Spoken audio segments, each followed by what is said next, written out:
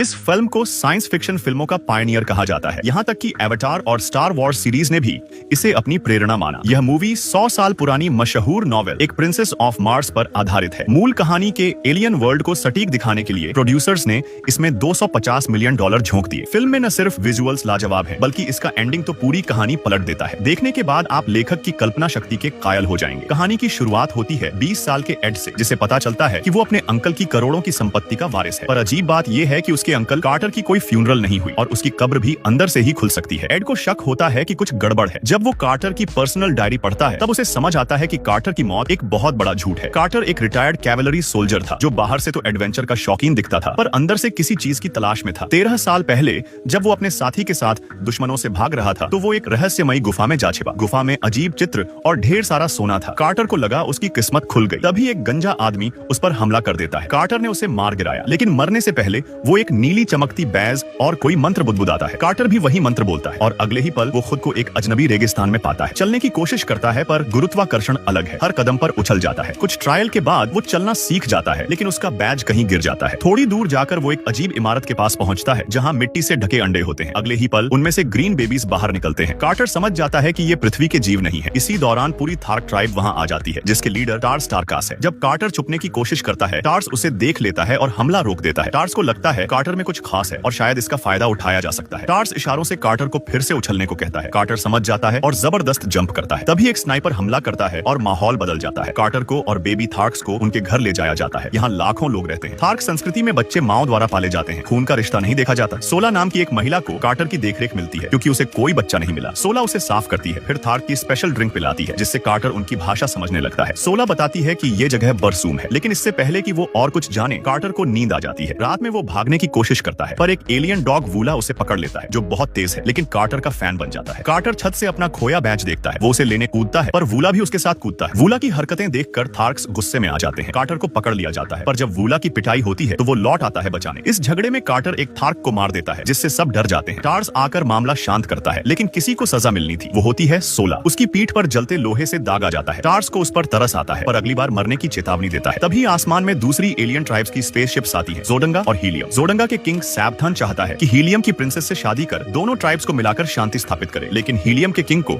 अपनी बेटी की चिंता है। साबथान के पास थर्न्स की दी हुई एक शक्तिशाली डिवाइस है, जो हीलियम को एक बीम से तबाह कर सकती है। डर से हीलियम का राजा शादी मान लेता है, पर प्रिंसेस डेजा थॉरिस भाग जाती है। वो उड़ती हुई थार्क्स के इलाके में आ जाती है। सैबथन उसकी तलाश में आता है, लेकिन प्रिंसेस चालाकी से बच निकलती है। जब वो जहाज से गिरती है, तब कार्टर उसे बचा लेता है। सैबथन के सोल्जर आ जाते हैं। कार्टर उन्हें रोकने के लिए वापस कूदता है। वो सीधे सैबथन की स्पेसशिप में जाता है। थर्न्स का एजेंट सैबथन से